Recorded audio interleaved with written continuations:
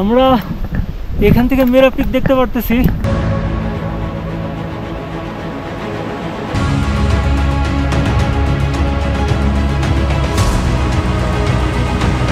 তাই মন ভরে খাওয়ার জন্য নিজেরা আলু ভর্তা আর ডিম রান্না করে খাই।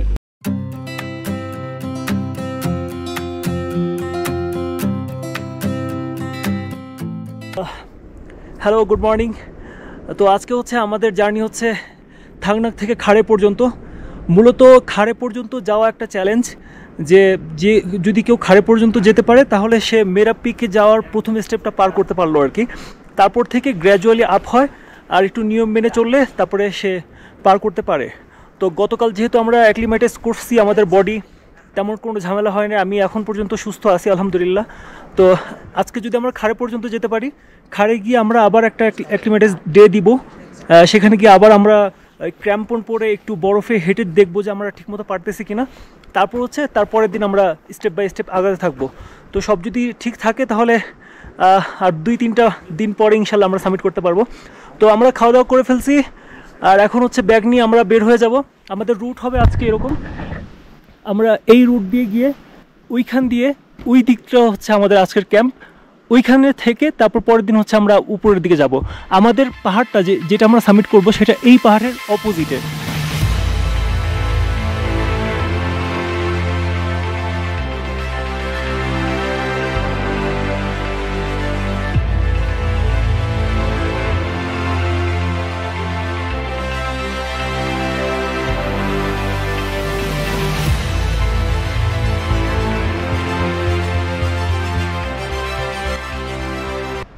ট্র্যাকের সময় রোদ ওঠা একটা স্বস্তির কারণ অতিরিক্ত ঠান্ডাতে ট্র্যাক করা খুব কষ্টের।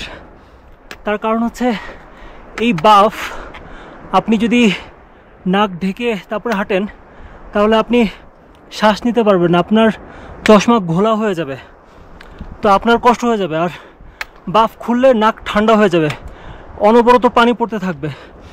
তো যদি রোদ উঠে তাহলে সেই ক্ষেত্রে এটা একটা স্বস্তির কারণ হয়ে দাঁড়ায়।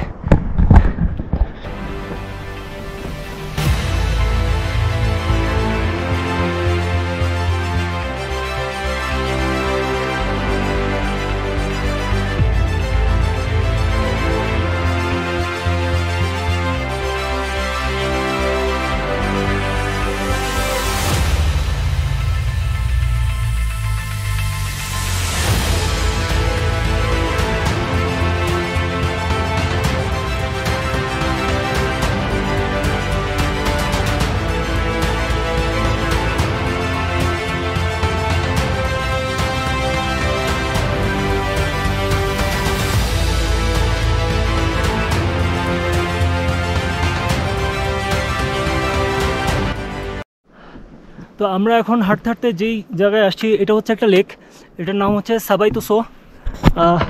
মূলত এই লেকটা, এই যে দেখেন এরকম উপরে বরফ গলে গলে গলে গলে এরকম, হ্যাঁ গ্লেশিয়ার গলে গলে এরকম একটা বড় লেক হয়ে গেছে।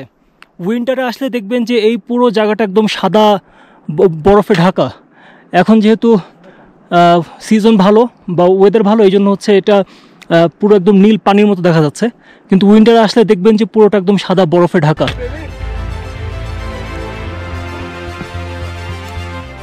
এখানে আমরা একটা জিনিস দেখতে পাই যে এখানে অনেকেই পাথরের স্তম্ভ বানিয়ে সেখানে টাকা চাপা দিয়ে রেখে দিয়েছে, আর এরকম প্রায় শত শত রয়েছে। এগুলো মূলত স্থানীয়রা বিভিন্ন মান্যত করে এই কাজটা করে থাকে। তারা মনে করে এখানে টাকা রেখে কোনো কিছু মান্যত করলে তা কবুল হবে।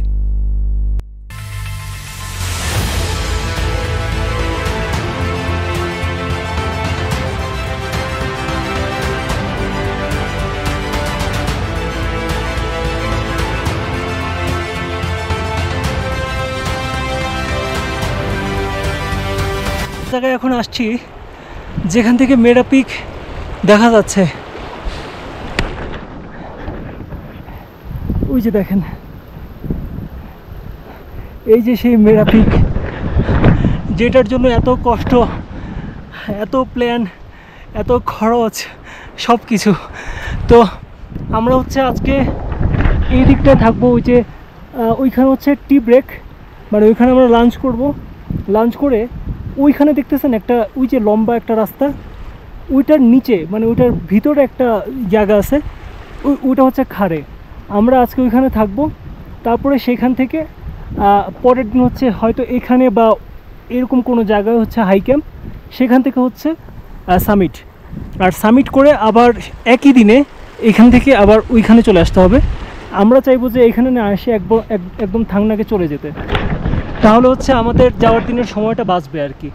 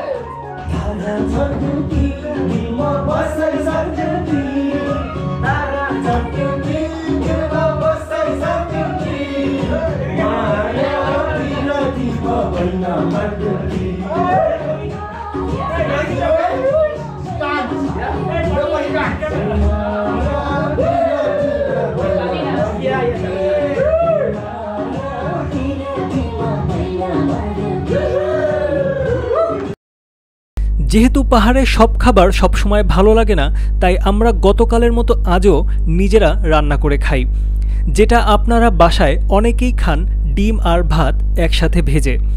আমরা একটু সয়া সসও অ্যাড করি, তাতে একটু ফ্লেভারও আসছিল আর ভালোও লাগছিল। খাওয়া দাওয়া করে আবারও শুরু করি আমাদের জার্নি। তবে রাস্তা খুব একটা বেশি বাকি ছিল না আজকের গন্তব্যে পৌঁছাতে।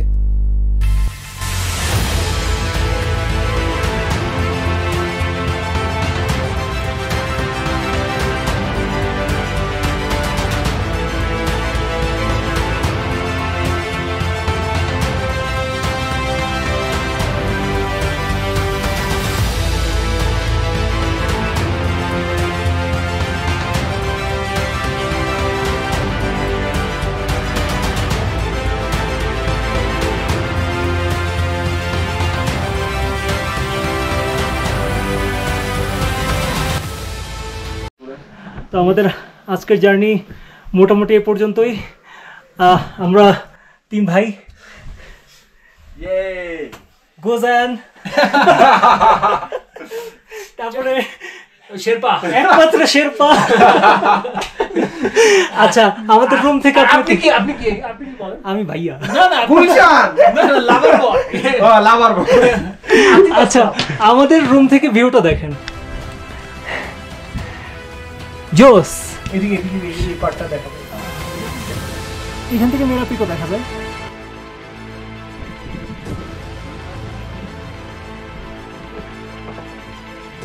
হ্যালো,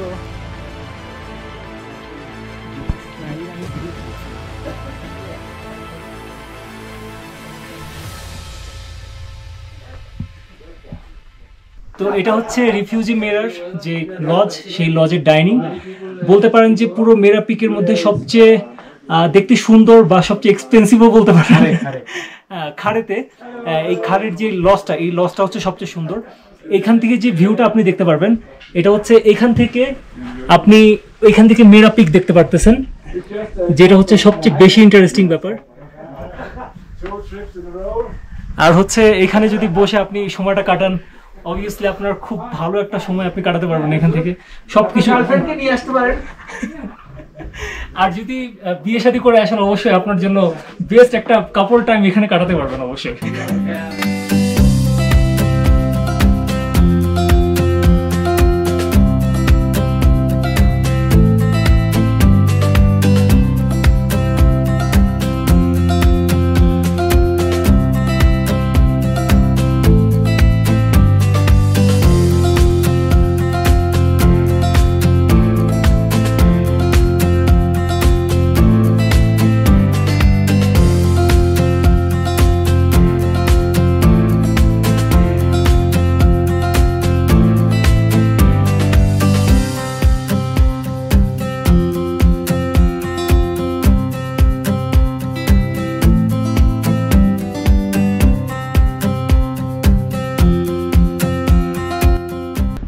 অ্যাক্লিমেটাইজ করার জন্য আমাদের আজকের যে ক্যাম্প, সেই ক্যাম্প থেকে 100 মিটার, অলমোস্ট 100 মিটার উপরে আমরা উঠছি।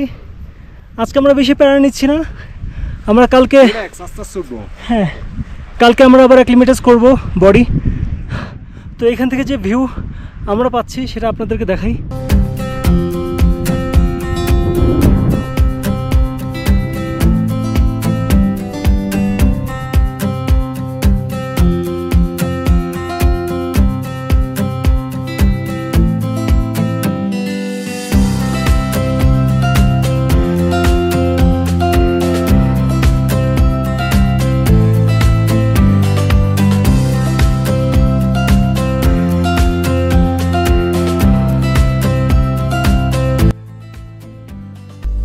আড্ডা গল্পে আস্তে আস্তে চলে আসে আমাদের ডিনারের সময়। এখানে বিশাল ডাইনিংয়ে আজকে যারা সামিট করে আসছে আর যারা করবে সবার মিলন মেলায় এখানে।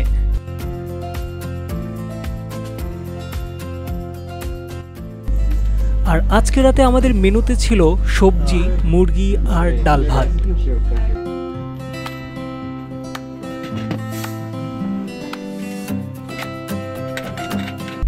খাবারের পর আমাদের একজন শেরপা আমাদেরকে কিছু গাইডলাইন দিচ্ছিল যে সামিট পুশের দিন কি করা উচিত আর কি অ্যাভয়েড করা উচিত।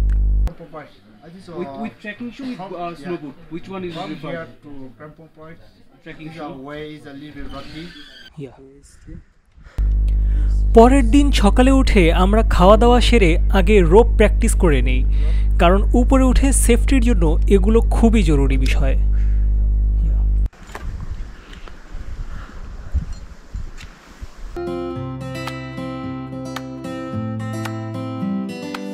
তো আমরা হচ্ছে ওই রোপ প্র্যাকটিস করে এখন হচ্ছে আমরা শুজ দেখতেছিলাম, যে আমরা ওখানে যে ক্লাইম্বিং করবো যে শুজ পরে সেগুলো দেখতেছিলাম। আমরা সেগুলো এই রিফিউজি মেরা থেকে আমরা এগুলো নিচ্ছি। এই বুটগুলো হচ্ছে এরকম, সাথে হচ্ছে এগুলো ক্র্যাম্পন।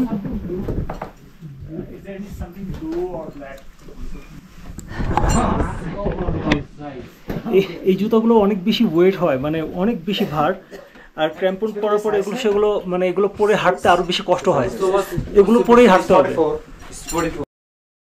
তো এভাবেই নানান প্রস্তুতির মধ্যে দিয়ে শেষ হয় আমাদের অ্যাক্লিম্যাটাইজ ডে, আর আমাদের লক্ষ্য থাকে আগামীকালের সবচেয়ে কঠিন সময়ের জন্য।